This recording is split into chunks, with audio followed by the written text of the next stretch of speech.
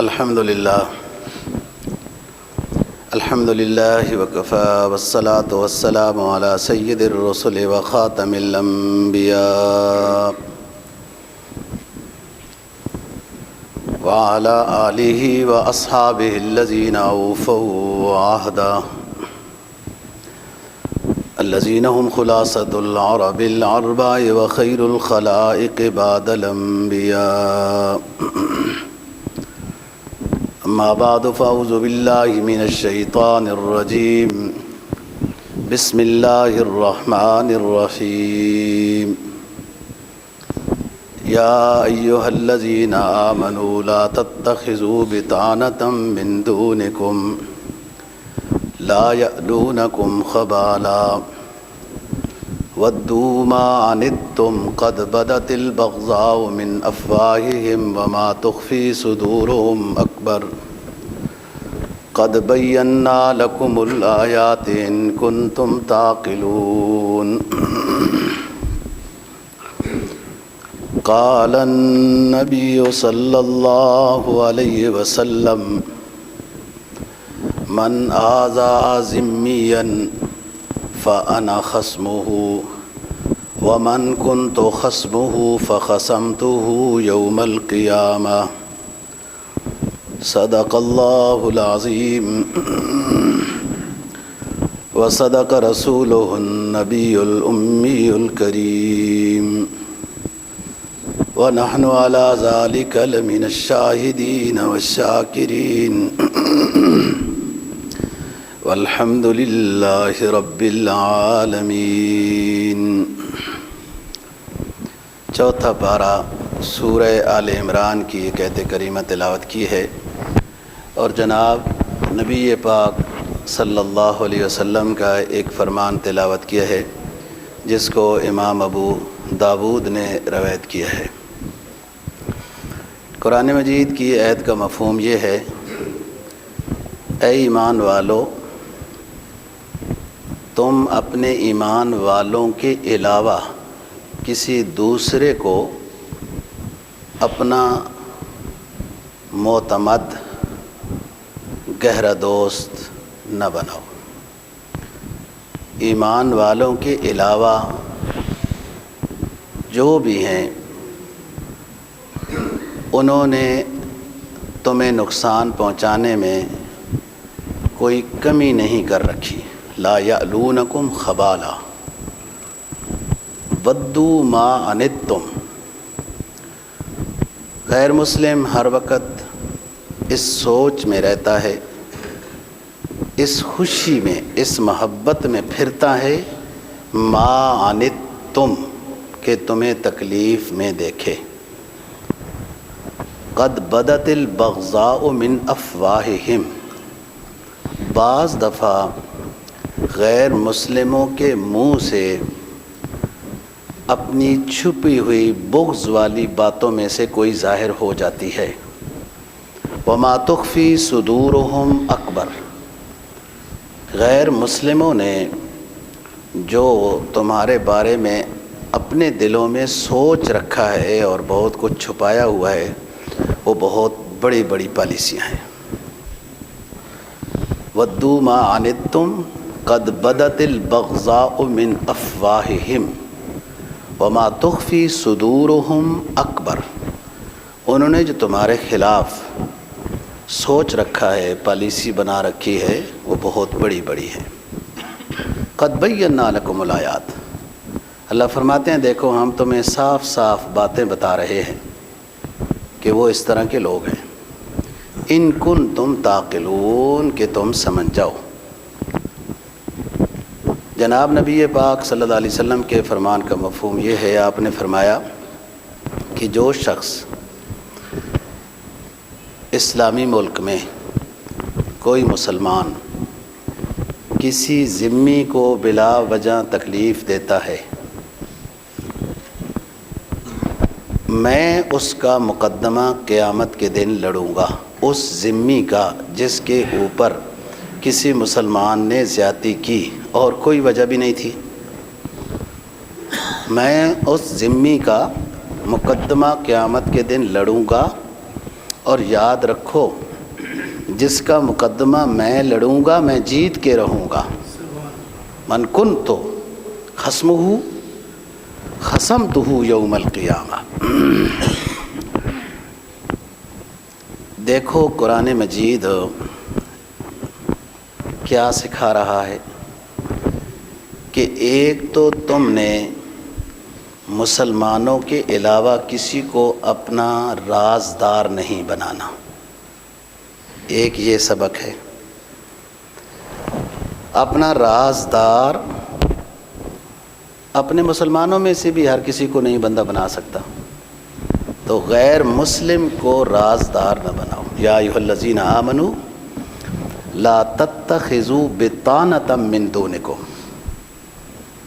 اے ایمان والو اپنے علاوہ تم کسی کو رازدار نہ بناؤ، گہرا دوست نہ بناؤ، بھیدی نہ بناؤ، معتمد علیہ نہ بناؤ، مشیر خاص نہ بناؤ، منشی نہ بناؤ. منشی بھی رازدار ہوتا ہے. بطانہ عربی زبان کا لفظ ہے. کپڑے کے اس استر کو کہا جاتا ہے، اس حصے کو کہا جاتا ہے جو جسم کے ساتھ لگا ہوا ہوتا ہے. بنین کہہ لیں، یا جو کپڑا کہ اس کے درمیان حائل نہیں ہے اور جسم کے چمڑے کے ساتھ وہ لگ رہا ہے، اس کو بطانہ کہتے ہیں. مطلب رازدار دوست بہت قریبی ہوتا ہے. عربی زبان میں کہتے ہیں بطانۃ الرجل صاحب سرہ. بطانت فلانا شخص فلانے کا بطانہ ہے، یعنی اس کا رازدار ہے، صاحب سرہ.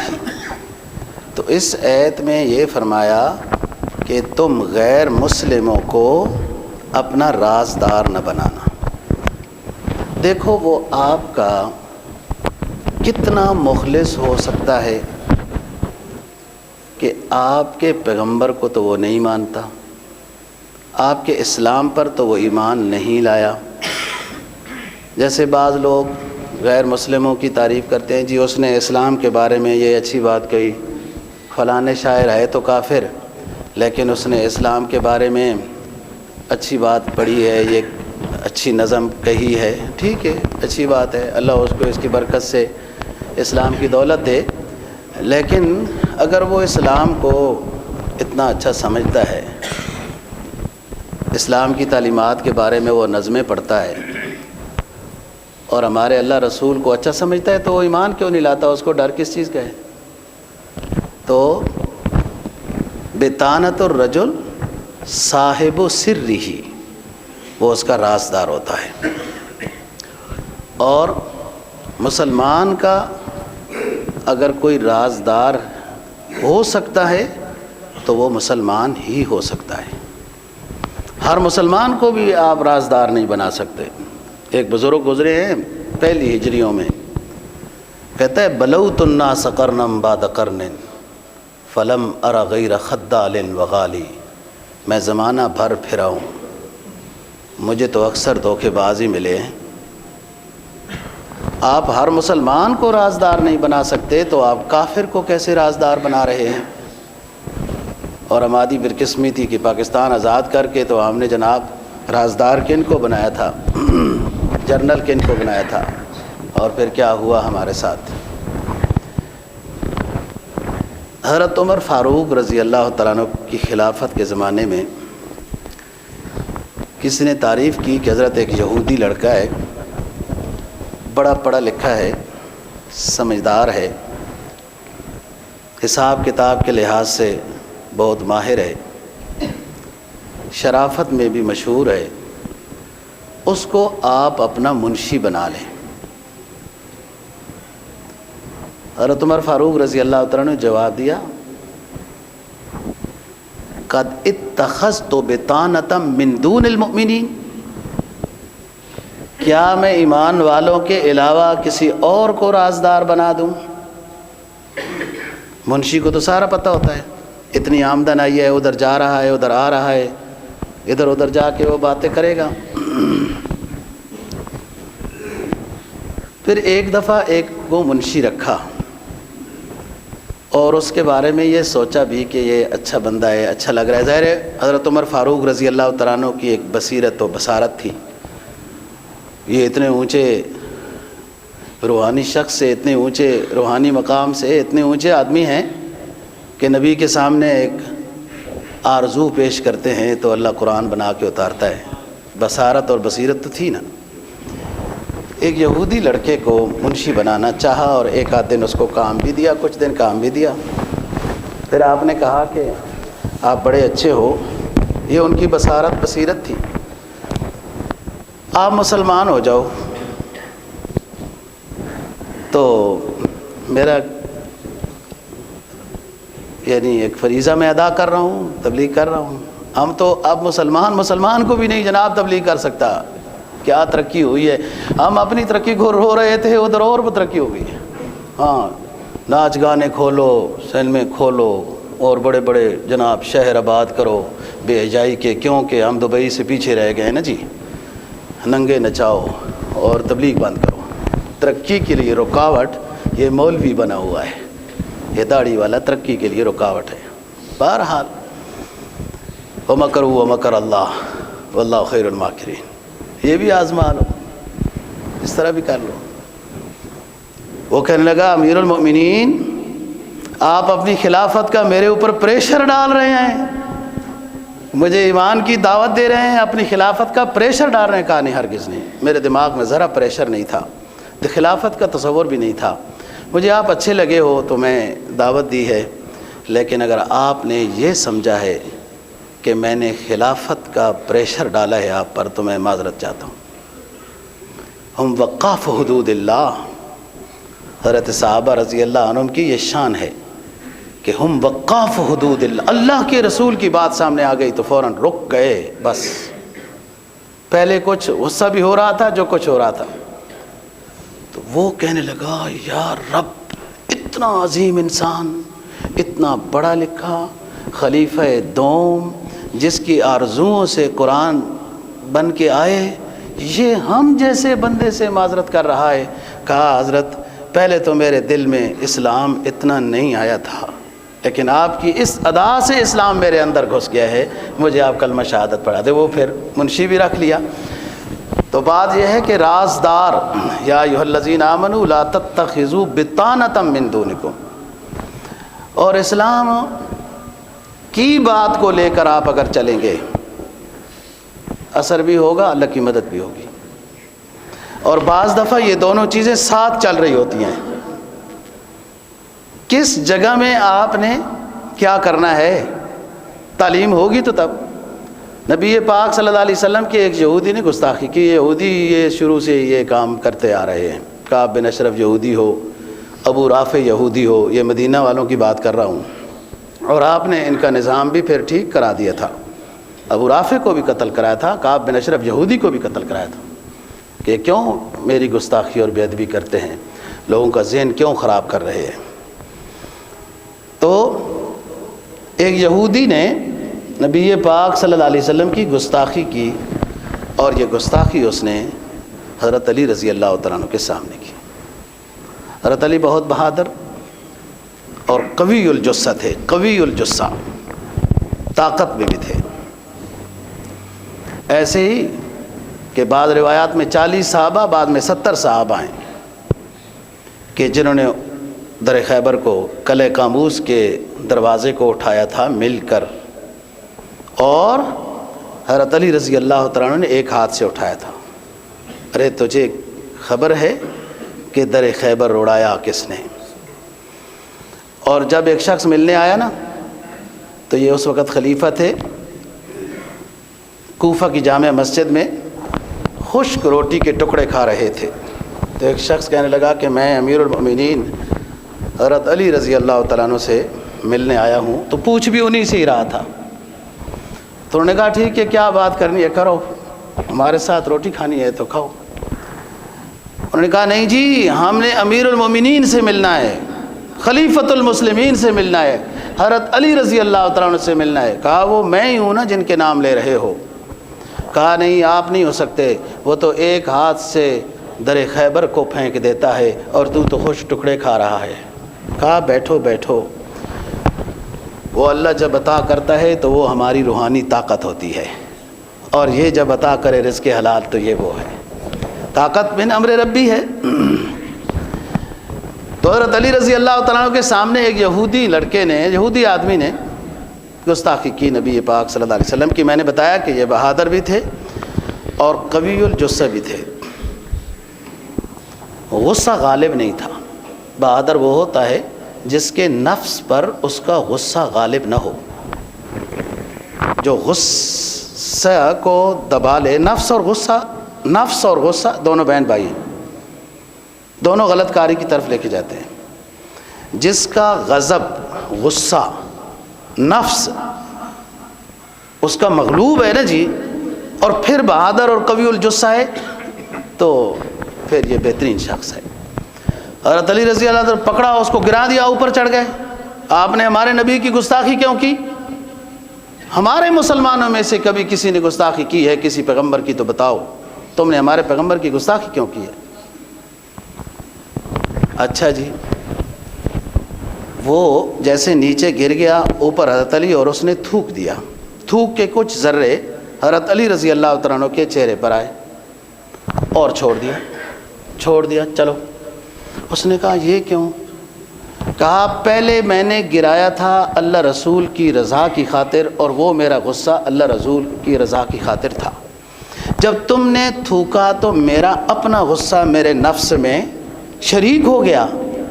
اب میں سزا دیتا تو مجھے فیصلہ کرنا مشکل تھا کہ اپنے عزت کے خلاف ہوا وہ سزا دے رہا ہوں یا نبی کی گستاخ کو سزا دے رہا ہوں. اس وجہ سے اس لیے ہٹ گیا ہوں. یہ ادا دیکھ کر وہ یہودی مسلمان ہو گیا تھا. یہ بخاری کی روایت ہے. تو بات یہ ہے, اسلام کی تعلیمات ہر موقع کے اوپر ہے اور بالکل ساتھ ساتھ جا رہی ہوتی ہیں. ایک حکم تو یہ فرمایا کہ لا تتخذوا بطانة من دونکم لا یألونکم خبالا. مسلمانوں, تم مسلمانوں کے علاوہ کسی کو رازدار نہ بناؤ. اگر رازدار بنانا ہی ہے تو صرف اور صرف ایمان والے کو. اس میں بھی آپ دیکھیں, جانچ پڑتال کریں. ایک آدھ چھوٹا سا راز اس کے پاس رکھ کر ہیں جی, پھر آزما لیں نا کہ وہ رازدار بھی ہے کہ نہیں.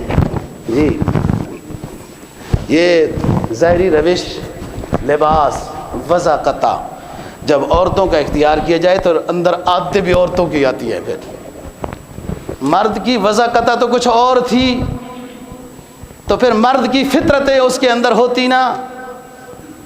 جب مرد کی فطرت ہی نہیں رہی, لباس بھی وہی, بال بھی وہی, وضاقتہ بھی وہی, سب کچھ بھی وہی عورتوں والی, تو پھر فطرت جبلت بھی وہی عورتوں والی آئے گی. جیسے عورت رازدار نہیں ہوتی, پھر وہ مطلب کیسے رازدار ہوگا؟ تو ہر مسلمان کو بھی آپ رازدار نہیں بنا سکتے. بطانۃ الرجل صاحب السر ہی, یہ آیت کریمہ نازل ہوئی. عالم وہ ہوتا ہے جس کو شان نزول پتہ ہو. یہ آیت, یہ سورت, یہ کیوں نازل ہوئی, کیا واقعہ پیش آیا. حضرت علی رضی اللہ تعالیٰ عنہ خلافت کے زمانے میں فتن کا دور تھا. تو کوئی بندہ جامع مسجد کوفہ میں آ کے بیان شروع کر دیتا تھا. تو آپ ادھر موجود ہیں, لوگوں کو بعد بیان کا حیضہ ہوتا ہے. وہ یار اتنے بڑے عظیم انسان, آل بیت کے لحاظ سے, صحابی رسول کے لحاظ سے, وہ فاتح ہونے کے لحاظ سے, امیر المومنین ہونے کے لحاظ سے, حافظ قرآن, حافظ حدیث ہونے کے لحاظ سے موجود بیٹھے ہیں, اور آپ کو شوق چڑھا ہوا ہے بیان کرنے کا. بعض دفعہ اس طرح بھی جاہل ہوتے ہیں. وہ بیان شروع کر دیے. حضرت علی رضی اللہ تعالیٰ عنہ اپنی مسجد, جامع مسجد کوفہ میں تشریف فرمایا, بیان شروع کر دی. آپ نے کہا ادھر آؤ, یہ جو آیت پڑھی ہے اس کا شان نزول کیا ہے, اور قرآن میں کتنے حکم ناسخ ہیں, کتنے منسوخ ہیں؟ کہتا ہے یہ تو نہیں پڑھا. کہا چل نکلو باہر, لوگوں کو گمراہ کرتے ہو, خود علم دین پڑھا نہیں ہے, شان نزول آیات کا پتہ نہیں ہے، شار ورود احادیث کا پتہ نہیں ہے، ناسخ اور منسوخ کا علم نہیں ہے، اور بیان کرنے کا شوق چڑھا ہوا ہے۔ حضرت امام مالک رحمہ اللہ تعالیٰ کا مقولہ بھی سن لیجئے، من اجرا علی الفتیا فہو اجرا علی النار، جو شخص لوگوں کو دینی مسائل بتانے میں پہل پہل کرتا ہے، پڑھا لکھا کوئی نہیں ہے۔ آپ اپنے دفتر میں جناب کسی دینی موضوع پر بات کر کے دیکھیں نا، پھر دیکھیں ہر رنگ کا مفتی آپ کے سامنے، ہر رنگ کا مفتی اپنے سامنے، اور پتہ سورہ فاتحہ کا بھی نہیں ہے کہ یہ کتنی دفعہ نازل ہوئی، کیوں نازل ہوئی، اس میں ایتیں کیا ہیں، اس میں اسباب کیا ہیں۔ جی آپ اپنے دفتر میں اپنی مجلس میں دین کے کسی موضوع پر بات شروع کر دیں اور پھر دیکھو کیسے کیسے تاثرات آتے ہیں، اور کما حق کہو پتہ نہیں ہوتا۔ امام مالک رحمہ اللہ تعالی کا مقولہ سنا رہا ہوں، جو شخص مسئلے بتانے میں جلد بازی کرتا ہے، پڑھا لکھا بھی نہیں ہے، پھر بھی اس کو بڑا شوق ہے، وہ اجرا علی النار، وہ اپنے آپ کو جہنم میں ڈالنے میں جلدی کرتا ہے۔ دینی مسئلہ بتانا بہت بڑا ثواب ہے، صرف بتا دینا بہت بڑا ثواب ہے، اور اس نے اگر عمل کرنا شروع کر دیا تو پھر جتنا وہ بھی عمل کرتا رہے گا اس کے ثواب میں کمی نہیں، بتانے والے کو بھی پورا ثواب ملتا رہے گا۔ یہ بات اپنی جگہ پر ہے۔ نظر اللہ عمران سمع مقالتی فوعاها واداها، نبی کی یہ حدیث جو بشارت دے رہی ہے اس شخص کو کہ جس شخص نے حدیث سنی، پڑھی، سبق اسلام کا سیکھا اور یاد کیا، اللہ اس کو ہمیشہ سرسبز و شاداب رکھے۔ یہ سرکار دو جہاں صلی اللہ علیہ وسلم کا جملہ ہے، نظر اللہ عمران سمع مقالتی فوعاها واداها، اللہ پاک اس کو ہمیشہ سرسبز و شاداب رکھے جس نے میری بات سنی، صحیح سمجھی، یاد کی اور پھر دوسرے کو بتائی۔ یہ فضیلت اپنی جگہ پر ہے۔ اور دوسری بات فرمایا، من کذب علی متعمدا فلیتبوأ مقعدہ من النار، جس نے میرے بارے میں جھوٹ منسوب کیا کہ حدیث میں یوں آتا ہے جبکہ میرا وہ فرمان نہیں ہے، ایسے شخص کو چاہیے کہ جہنم اپنا ٹھکانہ بنا لے۔ فضیلت بھی بہت ہے کہ نبی پاک صلی اللہ علیہ وسلم بشارت دے رہے ہیں، دعا دے رہے ہیں، نظر اللہ عمران سمع مقالتی فوعاها واداها، لیکن یہ بھی نہیں ہے کہ جب معلوم نہیں ہے، شوق چڑھا ہے جی تبلیغ کرنے کا، یہ مولوی جناب بڑے پگڑ شگڑ لگا کے تو بڑے جبے پہن کے مسئلے بتاتے ہیں، تو ہم نہیں بتا سکتے، ہم کو کم ہے، ہمیں دین کے مسئلے نہیں آتے۔ وہ ظاہری عزت مولوی کی دیکھی، اس کو پتہ نہیں کہ ان راہوں پر ادھر تک پہنچنے میں کتنے کانٹوں سے گزر کر آنا پڑتا ہے نا۔ وہ اب موجودہ حالت کو اس نے دیکھا ہے نا، ابتدائیات کو نہیں دیکھا، جو سیڑھیوں کے چکر لگا لگا کے چپلیاں توڑ توڑ کے، اس وقت مہنگی چپل بھی نہیں خرید سکتے تھے۔ تو بات یہ ہے کہ دین کی بات کرنا فضیلت بہت ہے، لیکن پہلے سیکھنا ہے، پہلے جاننا ہے۔ اور اگر جھوٹ منسوب کر دیا، آپ کے ذمہ نہیں تھا، آپ کو جب بات آتی نہیں تھی تو آپ کے ذمہ بیان کرنا ہی نہیں تھا، تو پھر فرمایا فَلْيَتَبَوَّأْ مَقْعَدَهُ مِنَ النَّارِ۔ تو جو جامع مسجد کوفہ میں بیان کرنے شروع ہو جاتا نا، حضرت علی رضی اللہ تعالیٰ کہتے ہیں ہاں جی ناسخ منسوخ معلوم ہے، قرآن کی کون سے حکم ایسے ہیں جو نبی پاک صلی اللہ علیہ وسلم نے فرمایا کہ یہ ایت پڑھی تو جائے گی لیکن اس کا مفہوم ختم ہو چکا ہے، اس کا مفہوم منسوخ ہے، ایسی کون سی ایتیں ہیں؟ یہ تو نہیں پتہ جی۔ شان نزول آیات کا پتہ، یہ نہیں پتہ، کہا جاؤ باہر، پہلے علم دین کو سیکھو پھر اس کے بعد تبلیغ کرو۔ تو یا ایھا الذین آمنوا لا تتخذوا بطانۃ من دونکم لا یألونکم خبالا، اس آیت کا شان نزول بیان کر رہا ہوں۔ مدینہ طیبہ میں دو طرح کے لوگ نبی پاک صلی اللہ علیہ وسلم کی تشریف آوری سے پہلے آباد تھے، دو طرح کے، اور تیسرے وہ لوگ ہو گئے جو مکہ مکرمہ سے ہجرت کر کے آئے، حضرات صحابہ رضی اللہ تعالیٰ عنہ اور نبی پاک صلی اللہ علیہ وسلم، ان کو مہاجرین کہتے ہیں۔ ایک لوگ ہیں مدینہ طیبہ میں جو آباد تھے، ان کو اوس اور خزرج کہتے ہیں، قبیلے کے، اوس اور خزرج قبیلے کے لوگ ہیں. یہ اصل العرب ہے، اصل العرب. اور آپ کو پتہ ہے اصل العرب کون ہے؟ یمن. یمن، سعودی عرب اصل العرب نہیں ہے، مستعرب ہے. یمنیوں کے وہاں آباد ہونے کی وجہ سے یہ عرب بن گئے. یہ نفس الامر میں سعودی عرب عرب نہیں ہے. قبیلہ جرم کے آباد ہونے کی وجہ سے، جنہوں نے اسماعیل علیہ الصلوۃ والسلام کو رشتہ دیا تھا، وہ قبیلہ جرم یمن سے آیا تھا جو مکہ میں آ کے آباد ہوا. اور آپ جناب یمن ہمارا قبضہ کر گیا، وہ یہ قبضہ کر گیا. آپ تو سارے یمن کے ہی لوگ بیٹھے ہو، کیوں یمن کے ساتھ چھیڑ چھاڑ کرتے ہیں؟ فائدہ کیا ہوا یمن کے ساتھ چھیڑ چھاڑ کرنے کا؟ اتنے سالوں سے اپنا سرمایہ ختم کیا، دشمن کا اسلحہ خریدا، ان کے مزے ہوئے. اور مسلمان جن کو قرآن کہتا ہے آپس میں بھائی ہو، ان کے ساتھ لڑو. جن کو قرآن کہتا ہے وہ تمہارے بھائی نہیں ہیں، ان کو بھائی بناؤ. جب اسلام کی تعلیم سے مسلمان معکوس ہو جاتا ہے، الٹ جاتا ہے، تو پھر فتح کیسے ہوگی؟ کامیابی کیسے ہوگی؟ سکون کیسے ہوگا؟ یا ایھا الذین آمنوا لا تتخذوا بطانۃ من دونکم. اوس اور خزرج مدینہ طیبہ میں آباد تھے. یہ اصل العرب ہیں، یہ یمن کے ہیں. بنو قریظہ اور بنو نذیر یہ دوسری قوم ہے. یہ یہودی ہیں. یہ روم کے ستائے ہوئے، اس سائڈ سے ستائے ہوئے تھے، کٹ کٹ کھا کے وہاں پہنچ گئے تھے. اور کیوں کہے تھے؟ کانوا من قبل یستفتحون، پہلے پارے کی آیت ہے. وہاں سے کٹ کھا کے آئے تھے کہ ہماری کتابوں میں موجود ہے ایسی علامات.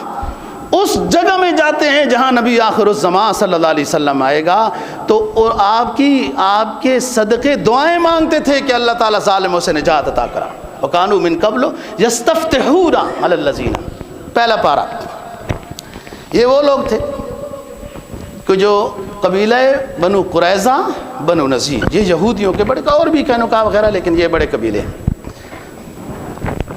اب اسلام تو نہیں ہے.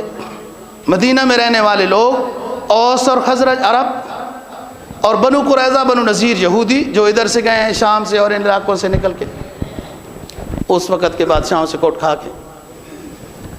تو کوٹ کھانا ان کے نصیب میں ہے، لیکن اب کوٹنے والے کوئی نہیں رہا. ہاں، خود کوٹ کھاؤ. اب ضربت علیہم الذلہ والمسکنہ وباؤوا بغضب من اللہ، قرآن کی آیت ہے کہ ہم نے ان کے اوپر، جنہوں نے اپنے پیغمبروں کی بے ادبی کی نا، ذلت مسلط کر دی ہے. اللہ کا غضب ان کے مقدر میں ہے. اور کہتے کیا ہے؟ وقالت اليہود والنصارى نحن ابناء اللہ واحباؤہ قل فلم يعذبكم بذنوبكم. اے سرکار، آپ کی جب ملاقات یہود و نصارہ سے ہوتی ہے تو وہ بولتے ہیں وقالت اليہود والنصارى نحن ابناء اللہ واحباؤہ. یہود و نصارہ کو جب بولنے کا موقع ملا تو کہنے لگے ہم تو اللہ کے محبوب ہیں. نحن ابناء اللہ، ہم تو اللہ کی اولاد میں سے ہیں، اس کے بیٹے ہیں. یہودی بھی کہتے ہیں، عیسائی بھی کہتے ہیں نحن ابناء اللہ واحباؤہ، ہم اللہ کے بیٹے ہیں، اس کے محبوب ہیں. یہود و نصارہ کا یہ بول ہے. قل، اے میرے محبوب پیغمبر فرما دیجئے، قل فبم يعذبكم بذنوبكم، پھر تمہارے گناہوں سے تمہیں عذاب کیوں ہوتا رہا؟ تم کیسے اللہ کے محبوب ہو؟ میدان تیم میں 40 سال کیوں سرگرداں رہے؟ اپنے علاقے چھوڑے، میدانوں میں سرگرداں رہے. تم تو اللہ والے ہو، اللہ کی اولاد ہو، پھر بچھڑی کی عبادت سے مار کیوں کھائی اور طرح طرح کے عذابوں میں کیوں پکڑے گئے ہو؟ قل فلم يعذبكم بذنوبكم. تو اوس اور خزرج عرب قبیلے ہیں، اور بنو قریظہ بنو نذیر یہ یہودی قبیلے ہیں. اسلام تو نہیں تھا، یہ دونوں آباد تھے. آپس میں رہن سہن سے تعلق بھی ہو گیا. نبی پاک صلی اللہ علیہ وسلم پر سب سے پہلے جو مدینہ والے ایمان لائے وہ اوس اور خزرج ہیں. انہی کو انصار کہتے ہیں۔ یہی لوگ گئے تھے بیعت عقبہ، بیعت اولا، ثانیہ، ثالثہ، جو ہجرت سے پہلے آپ صلی اللہ علیہ وسلم سے مدینہ میں لوگ ملے اور مسلمان ہوئے اور آپ کو مدینہ میں آنے کی دعوت دی، وہ یہی اوس اور خزرج کے تھے۔ اوس اور خزرج مسلمان ہو گئے تقریباً، یہودی نہیں ہوئے، اور ویسے ادھر سے کوٹ کھا کے آئے اس لیے تھے کہ ادھر نبی آخر الزمان آئے گا، اس پر ایمان لائیں گے جی۔ اور پھر جب پوچھا گیا کہ کیوں نہیں ایمان لاتے تو چودراہٹ جاتی ہے، وڈیرا پن جاتا ہے جی، اور یہ تو چلی ہی جاتی ہے، یہ تو ویسے بھی چلی جاتی ہے، لیکن ان کو سمجھ نہیں ہے کہ یوں جاتی، یوں تو بن جاتی ہے۔ جو خود نہ تھے راہ پہ وہ عالم کے ہادی بن گئے، وہ کیا نظر تھی جس نے مردوں کو مسیحا کر دیا۔ نبی کی غلامی میں آ کے تو سرداری ملی، یہ تو اتنی عظیم غلامی ہے۔ نبی کے کلمے میں، نبی کی شاگردی میں، نبی کی خدمت میں تو وہ مقام ملا کہ کیسر و کسرا بھی لرزنے لگ گئے۔ انہیں یہ سمجھ آتا تھا کہ چودراہٹ جاتی ہے۔ اوس اور خزرج مسلمان ہو گئے جی، تو ان کے تو پہلے سے ہی تعلق یہودیوں کے ساتھ تھا، اب مسلمان ہو گئے، نظریات بدل گئے۔ الاسلام ملت واحدہ والکفر ملت واحدہ، کفر الگ ملت ہے، اسلام الگ ملت ہے، نظریات جدا ہو گئے۔ اب قرآن کی آیت نازل ہوئی مسلمانوں کے بارے میں کہ جب تم مسلمان نہیں تھے اے اوس اور خزرج، جب بات کے مسلمان، اب جب مسلمان ہو گئے ہو تو تمہارا تعلق، تمہاری رازداری یہود و نصارہ کے ساتھ نہیں ہونی چاہیے۔ جب مسلمان نہیں تھے تو الگ بات تھی، اب نبی آخر الزمان صلی اللہ علیہ وسلم تمہارے ہاں تشریف لے آئے، تم مسلمان ہو گئے ہو اے اوس اور خزرج، اب تمہارا تعلق، رازداری، تمہاری دوستی، گہرا دوست وہ مسلمان ہونا چاہیے۔ اب یہود و نصارہ کے ساتھ رہن سہن ہو سکتا ہے، کاروبار ہو سکتا ہے، لین دین ہو سکتا ہے، لیکن رازداری کی دوستی اب تمہاری یہود و نصارہ، جبکہ ایک شہر میں رہتے تھے، وہ ہم تو یار ایک شہر میں نہیں رہتے، سمندر پار والوں کے ساتھ یاری لگائی ہوئی، سمندر ارار والوں کے ساتھ تو دشمنی کی ہوئی ہے۔ ہماری بھی کیا پالیسی ہے؟ یا ایھا الذین آمنوا لا تتخذوا بطانۃ من دونکم لا یألونکم خبالا۔ یہ اوس اور خزرج اول مخاطب ہیں کہ اب تمہارے رازدار نہیں، کیوں؟ وہ تمہارے بھائی نہیں ہیں۔ نظریات کے لحاظ سے انسان بھائی ہوتا ہے یا خونی رشتے کے لحاظ سے ہوتا ہے، اور خونی رشتہ بھی نظریے کے اختلاف سے خونی رشتہ ٹوٹ جاتا ہے، نظریے کے اتفاق کی وجہ سے رشتہ نہیں ٹوٹتا، نظریے جب اتفاق کے ساتھ ہو۔ آپ پڑھیں اسلام کہ بیٹا وارث ہوتا ہے باپ کا، بیٹا کافر ہو گیا وراثت نہیں ملے گی، خونی رشتہ ہے، نظریات کا اختلاف ہو گیا، وراثت نہیں ملے گی۔ اوس اور خزرج کو سمجھایا گیا تمہارا نظریہ اب اسلام کا نظریہ ہے، تمہارا دوست اب مسلمان ہو سکتا ہے۔ بھائی کا لقب جب جہالت غالب ہو نا دوستو، تو پھر یہ بھی نہیں پتہ ہوتا بھائی کس کو کہنا ہے۔ قرآن کیا کہتا ہے؟ ہم مسلمان ہیں نا جی، ہمیں تو سبق قرآن حدیث سے لینا ہے۔ قرآن کیا کہتا ہے؟ کس کو بھائی بناؤ؟ لین دین، کاروباری، کوئی معاہدہ وہ ایک الگ چیز ہے، رازدار اور بھائی کون ہے؟ سورہ حجرات فرمایا انما المؤمنون اخوۃ فاصلحوا بین اخویکم واتقوا اللہ لعلکم ترحمون۔ انما المؤمنون اخوۃ فاصلحوا بین اخویکم، سب ایمان والے بھائی بھائی ہیں، کبھی بھائیوں میں بھی اختلاف ہو جاتا ہے، بھائیوں میں اختلاف محبت کی دلیل ہوتا ہے۔ جب کوئی سلو والا آئے تو سلو کر لیں بھائی، پہلی والی محبت کے مقابلے میں سلو کے بعد محبت میں اضافہ ہو جاتا ہے۔ فرمایا انما المؤمنون اخوہ فاصلحوا بین اخویکم واتقوا اللہ۔ سب ایمان والے بھائی ہیں، رنگ و نسل کا فرق نہیں ہے، ملکوں کا فرق نہیں ہے، زبانوں کا فرق نہیں ہے، سب ایمان والے بھائی ہیں۔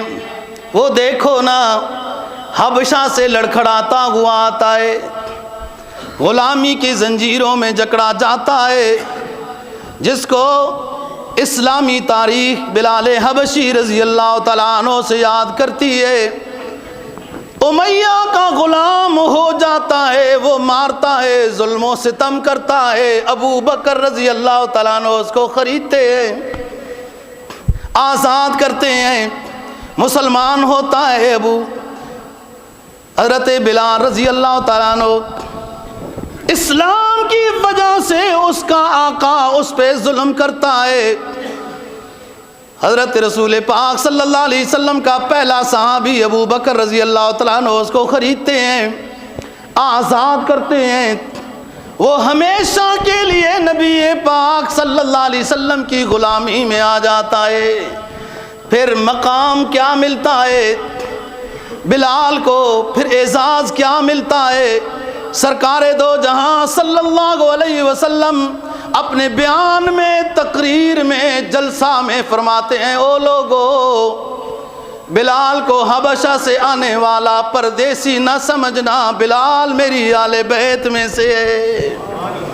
یہ مقام ملتا ہے نبی کی غلامی میں۔ وہ آئے تو حبشہ سے، اور پڑوس میں رہنے والے ابو لہب جو آپ کا خونی رشتہ دار ہے، جہنم کا ایندھن بن گیا۔ روم سے آنے والا صہیب رضی اللہ عنہ بن گیا۔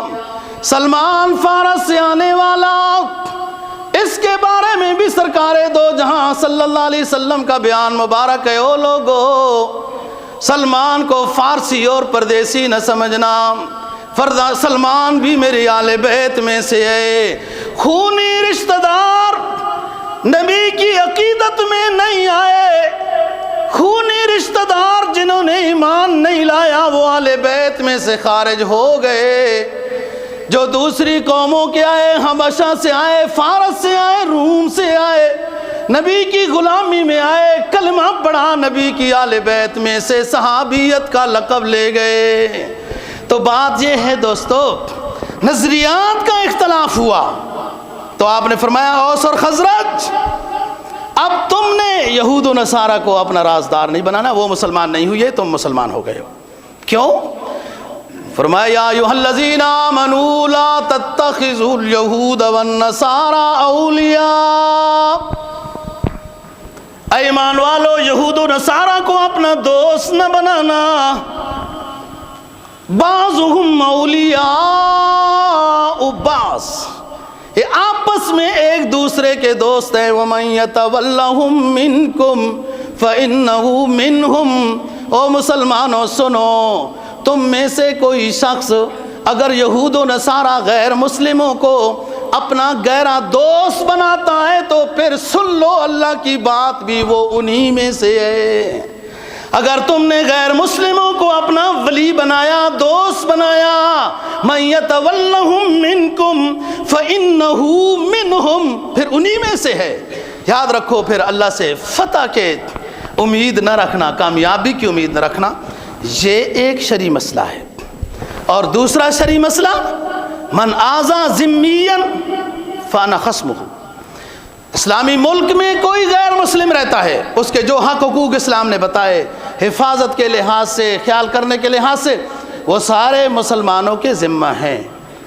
اور اگر کوئی بلا وجہ کسی غیر مسلم کو تکلیف پہنچائے گا، میں آخرت میں اس ذمی، اس غیر مسلم کا مقدمہ لڑوں گا، یہ نبی پاک صلی اللہ علیہ وسلم کا فرمان۔ اور یاد رکھو، آخرت میں جس کا مقدمہ میں لڑوں گا جیت میری ہوگی، یہ ساتھ فرمایا۔ ظاہر ہے کہ آپ حق والے کی تو تکلیف دینا جائز نہیں ہے۔ کوئی غلطی ان سے ہوتی ہے تو آپ حکومت کو بتائیں، حکومت ان کو سزا دے یا نہ دے، وہ حکومت کی غلطی ہے یا گناہ ہے یا ثواب ہے، آپ قانون اپنے ہاتھ میں نہ لیں۔ اور ذمیوں کو بھی چاہیے، جب مسلمانوں کے ملک میں رہتے ہیں، مسلمان ان کا خیال بھی رکھتے ہیں، لوگ مسئلے بھی پوچھتے رہتے ہیں کہ حضرت اب ہمارے ساتھ یہ رہتے ہیں، صفائی ستھرائی وغیرہ، ہم دفتر میں ملازم ہیں، ان کا 12ویں مہینے کی 25 تاریخ کو عید ہوتی ہے تو ہم کیا کریں؟ بھائی بہت مجبوری ہے تو آپ مبارکباد دے دیں، اکٹھے آپ رہتے ہیں، لیکن عید آپ کی نہیں ہے، عید آپ کی عید الفطر ہے، آپ کا تہوار وہ ہے، عید آپ کی عید الاضحیٰ ہے، آپ کا تہوار اسلامی وہ ہے، آپ کا یہ تہوار نہیں ہے کہ آپ بھی انہی کپڑوں میں، اسی طرح کے عجیب عجیب پھل بوٹوں میں، اسی طریقے سے کیک کاٹنے میں اسی طریقے سے ہو جائیں، نہیں، وہ ایک الگ نظریہ رکھتے ہیں۔ اگر آپ کو اور آپ کے پیغمبر کو اچھا سمجھتے ہوتے تو اسلام قبول کر لیتے۔ ہاں رہن سہن اکٹھا ہے، آپ عید پر ان کو مبارکباد دے دیتے ہیں، ٹھیک ہے جی آپ کی عید ہے، بس صحیح ہے، تکلیف بھی نہیں دینی، ایذا بھی نہیں پہنچانی، اور آپ جو ظاہری رواداری کے لحاظ سے جو خیال رکھ سکتے ہیں بس وہ کافی ہے۔ آپ کا ان کے پروگرام میں اس انداز میں شریک ہو جانا کہ آپ انہی جیسے لگیں گے تو پھر صحیح نہیں ہے۔ من تشبہ بقوم فہو منہم، جہاں تک اسلام اجازت دیتا ہے وہاں تک ہے کہ آپ مبارکباد دے دی، حکومت نے ان کو چھٹی دے دی کہ اس دن آپ کی عید ہے، آپ کی چھٹی ہے، آپ کے دفتر کے ساتھی ہیں، ہاں بھائی مبارکباد ہو۔ اسلام تو اس حد تک کہتا ہے کہ آپ غیر مسلم کو السلام علیکم کی ابتدا نہ کریں، اگر اس طرف سے غیر مسلم کی طرف سے آپ کو السلام علیکم آتا ہے تو آپ جواب میں کہیں وعلیکم، وعلیکم، بس، کہ ادھر سے جو اس نے کہا وہی اس کے اوپر ہے۔ اگر سلامتی کی بات کی تو سلامتی ہو، اور اگر کوئی اور لفظ، کیوں نبی پاک صلی اللہ علیہ وسلم کے زمانے میں کچھ غیر مسلم السلام علیکم، السلام علیکم، السلام علیکم یوں کہتے تھے۔ السلام کا معنی ہوتا ہے مردہ، یعنی اللہ معاف فرمائے کہ تمہارے اوپر موت آ جائے۔ اور اسی طریقے سے رائنا، یا ایھا الذین آمنوا لا تقولوا رائنا، رائنا کا معنی ہوتا ہے ہمارا خیال کریں، اور رائی کہتے ہیں چرواہے کو بھی۔ نبی پاک صلی اللہ علیہ وسلم کی بے ادبی کرتے ہوئے یہ رائنا کا لفظ استعمال کرتے تھے کہ ظاہری طور پر جملہ یہ ہے کہ آپ ہمارا خیال کریں، لیکن اس کا اندر کا معنی یہ ہے کہ ہمارے چرواہے، بے ادبی کا یہ لفظ کہتے تھے۔ قرآن کو، اللہ کو یہ برداشت نہیں ہوا، فرمایا یا ایھا الذین آمنوا لا تقولوا رائنا وقولوا انظرنا واسمعوا، میرے نبی کی گستاخی کی نیت سے یہ لفظ رائنا کہتے ہیں، آئندہ ہمیشہ کے لیے او مسلمانوں رائنا کا لفظ کہنا تمہارے لیے جائز نہیں ہوگا۔ اللہ تعالی ہمیں دین کی سمجھ اور عمل کی توفیق نصیب فرمائے۔ وآخر دعوانا